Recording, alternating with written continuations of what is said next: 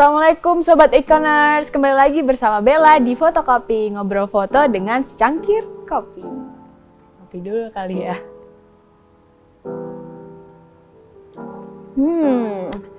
Nah, kali ini aku udah ada bersama salah satu bintang tamu kita yang spesial tentunya. Itu udah lama banget ya, kayaknya nggak ada program Fotokopi bersama Bella. Akhirnya kembali lagi dan kita bakal ngobrolin tentang foto yang enggak cuman sekedar foto, tapi spesial karena kita bakal ngobrol bersama pemilik dari Baby Expressio, yaitu Mas Setiaji Widiarto. Nah, sebelum kita ngobrol nih Mas, mungkin boleh ngopi dulu Mas, biar agak rileks gitu nih. Minum dulu.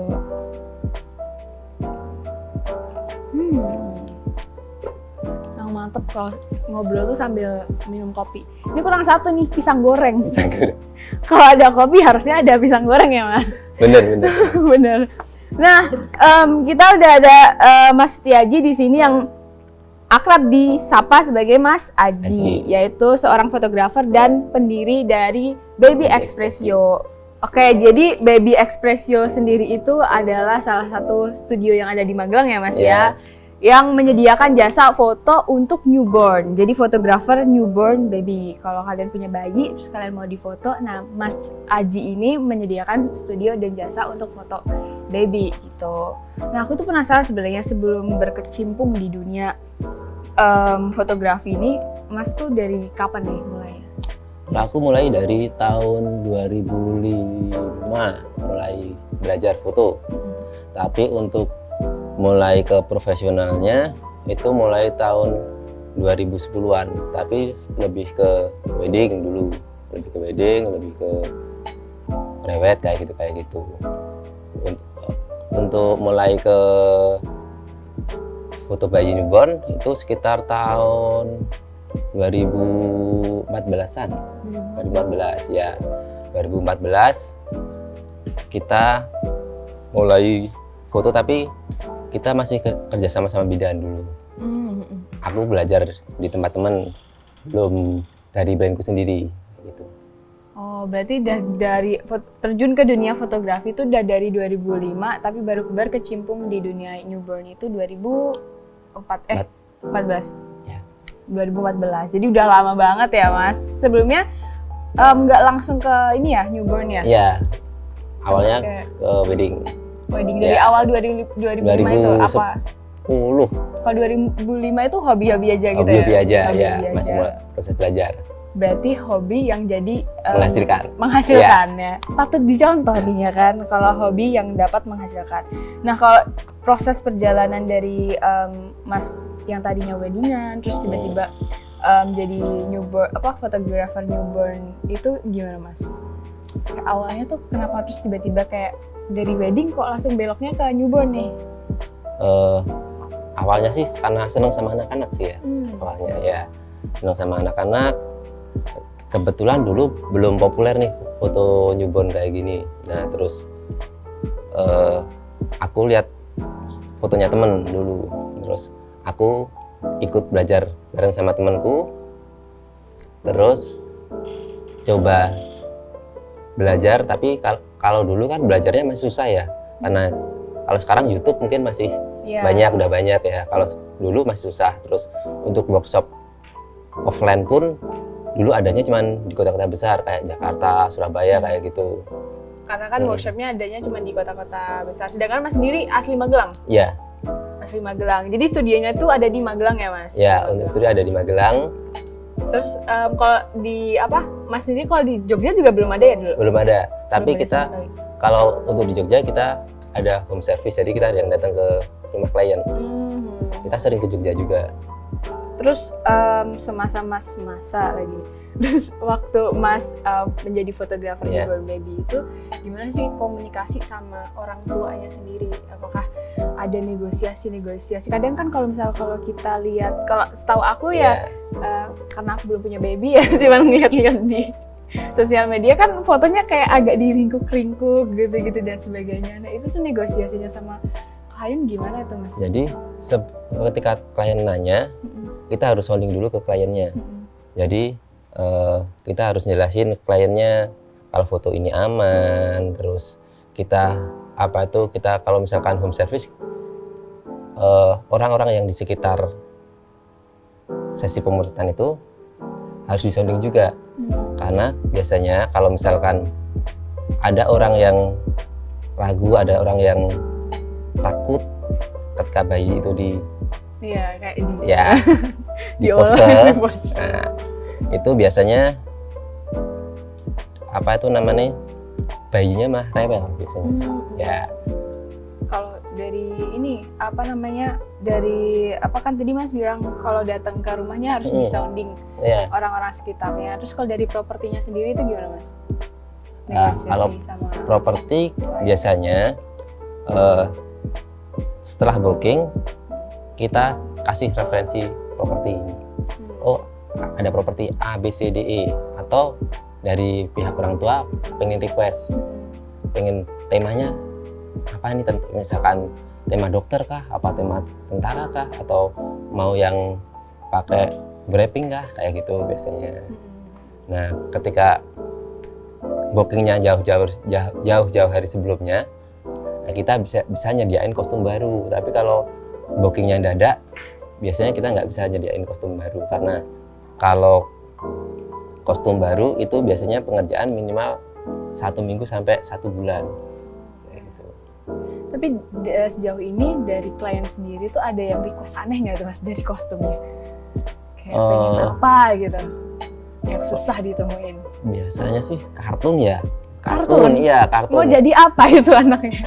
Jadi Dragon Ball kayak gitu, terus ada. Okay. Jadi Dragon Ball, terus macam-macam, Naruto kayak gitu. Nggak ada yang jadi SpongeBob, nggak ada ya? Nggak ada jadi kotak nanti jadi. Takut ya kalau jadi kartun tuh kayaknya tiba-tiba jadi Dragon Ball, ntar tiba-tiba suruh jadi Avatar gitu kan ribetnya. Jadi emang ternyata negosiasi sebelum pemotretan itu diperlukan juga ya Mas, komunikasiin ke kliennya, karena kan dari kesehatan bayi, dari cara treatmentnya, properti yang mereka pengen juga gitu ya Mas. Kalau rata-rata pada mintanya dokter ya Mas biasanya? Apa Mas? Apanya? Kostumnya gitu. Oh, kostumnya yang paling sering sih dokter, tentara, polisi, itu sering. Itu kayaknya template ya? Iya, template itu Kak. Template banget ya. Berarti besok kalau ada yang mau atau mungkin cari referensi lain gitu ya, tema-tema lain ya. Nah terus kalau misal saat produksi sendiri itu apakah ada teknik khusus Mas dalam berkomunikasi dengan klien sendiri gitu saat produksi? Kalau produksi sih biasanya nggak ada sih kalau produksi. Nggak ada yang terus kayak orang tuanya ngeliat waktu di pose sini, Mas jangan gitu Mas gitu, takut gitu. Nggak ada ya? Enggak, jarang. Karena kan kita udah sounding dari awal ya biasanya. Kalau kayak gitu tuh biasanya ya itu dari pihak bukan orang tuanya biasanya, misalkan kayak kakek neneknya kayak gitu biasanya yang dia agak takut biasanya. Gitu. Karena di zaman dulu nggak ada ya. Iya, karena di zaman dulu nggak ada. Adanya di zaman kita. Dimana kalau zaman kita juga kadang lihatnya kayak kok digituin emang aman apa enggak. Padahal itu juga udah ada pelatihan. Aman, ada pelatihannya, jadi kalau ada yang mau mau foto anak bayinya itu nggak usah khawatir, dah manut aja gitu kan ya. Nah kalau setelah produksi sendiri itu nanti hasilnya gimana Mas? Komunikasi hasilnya dari klien itu kira-kira hasilnya berapa hari setelahnya, terus di dalam bentuk file apa? Kalau kita gitu. Biasanya untuk file kita masukin ke drive, terus untuk hasil kita biasanya maksimal kita seminggu biasanya. Seminggu udah sampai ke klien biasanya. Itu berarti udah full ini ya Mas? Udah jadi ya, udah editing, udah cetak biasanya. Berarti harga paketan itu udah full cetak, udah. Kostum. Iya. Sampai berarti kalau misal katakanlah kan kalau misal datang studio sama home service beda ya Mas? Iya, beda. Beda harga paketannya, lebih tinggian home service. Nah, jelas lah karena pasti harus menyediakan waktu ya kan untuk datang ke rumahnya yang entah nggak tahu di mana gitu, siapa tahu. Jadi sejauh ini masih servisnya tuh di Magelang aja apa? Magelang, Jogja, Temanggung, kemarin sempat ke Jakarta juga. Wah jauh banget sampai ke Jakarta Mas. Iya.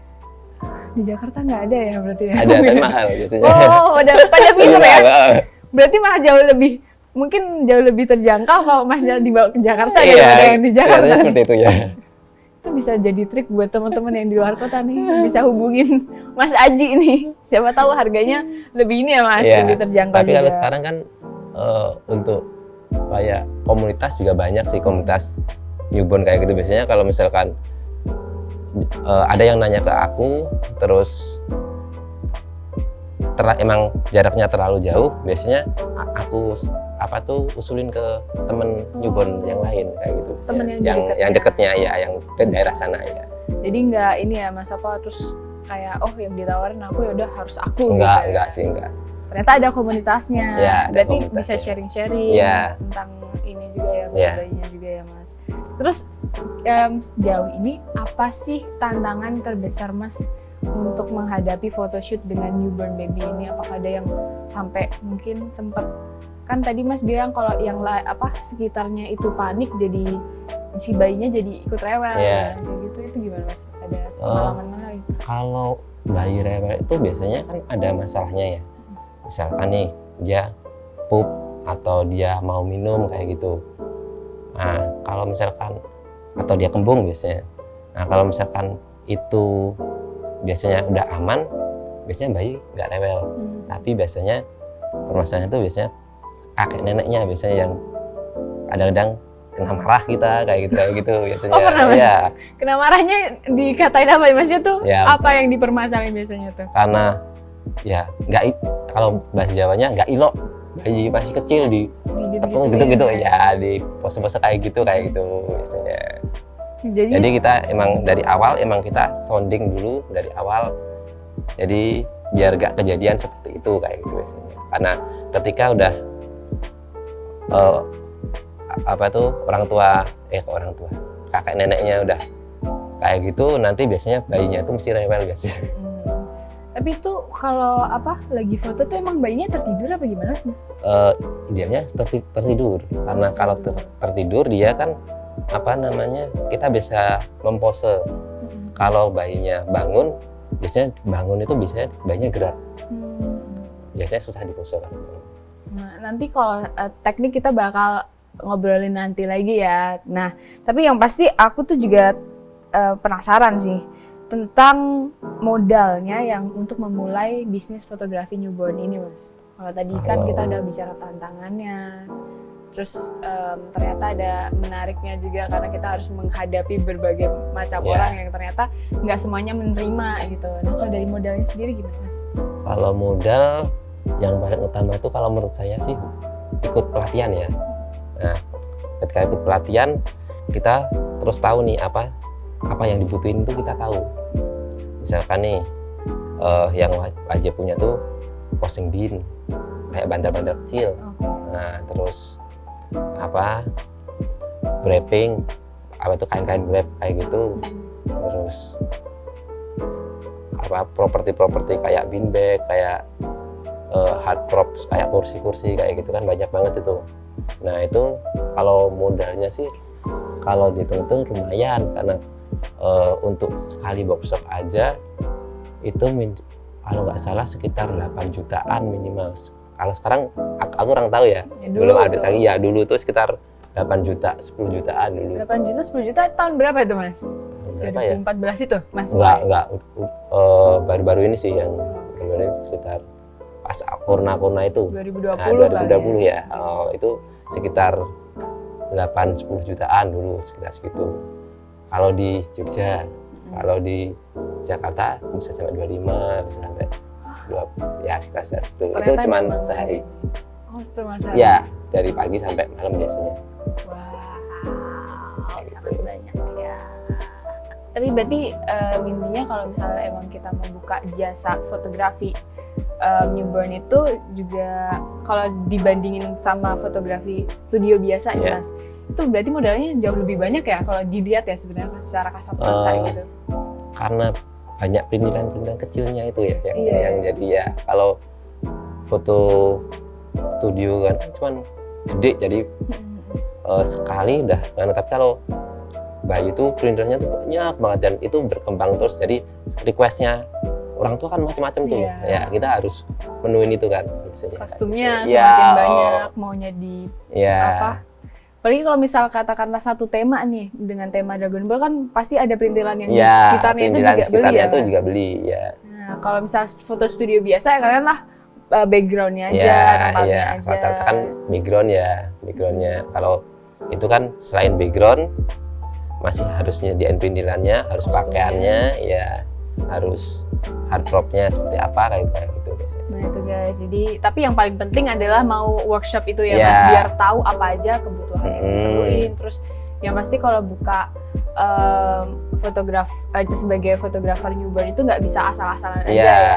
karena yang penting keamanan si bayi. Beda kan sama kalau kita pose model biasa, model dewasa, itu kan kita langsung ngarahin langsung. Kalau bayi kan masih peka banget kayak gitu ya. Bahkan kalau dewasa pun kadang juga agak susah kan. Iya. Ada beberapa orang yang mungkin juga sulit untuk Iya. diarahkan, apalagi bayi yang Iya, banyak faktor-faktor lain iya. juga ya. Nah kalau ngomongin tentang pemotretan, bagaimana Mas bisa mendefinisikan pemotretan bayi itu sukses atau maksudnya sesuai dengan apa yang Mas harapin tuh, yang kayak gimana? Kalau aku sih yang jelas dari segi apa ya namanya ya, dekornya kalau udah oke, posenya udah oke, apalagi dapat senyum ya, nah itu udah. Oh wah, kadang bisa dapat Iya, senyum dapat juga senyum ya. juga. Itu nanti masuk lagi ke tekniknya. Iya. Nah, tadi itu kita udah bahas tentang secara umum ya tentang fotografer newborn. Tapi kita nanti bakal tanya-tanya lebih banyak sama Mas Aji tentang teknik-teknik pengambilan foto newborn baby gitu. Nah, gitu aja guys. Mungkin nanti kita bakal ngobrolin lebih banyak lagi. Tapi sebelum kita next ke episode selanjutnya untuk membicarakan hal yang lebih banyak dan lebih detail, kita boleh ngobrol lagi Mas. Nah, break dulu nih.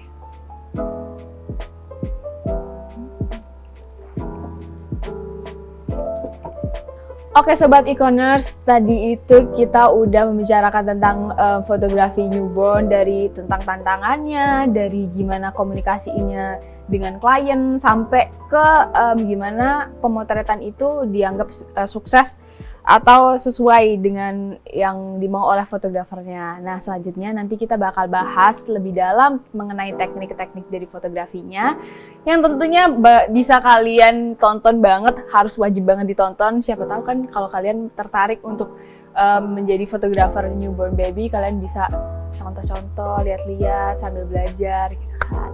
Oke Sobat Iconers, terima kasih sudah mengikuti kita. Sampai jumpa di episode selanjutnya. Bye!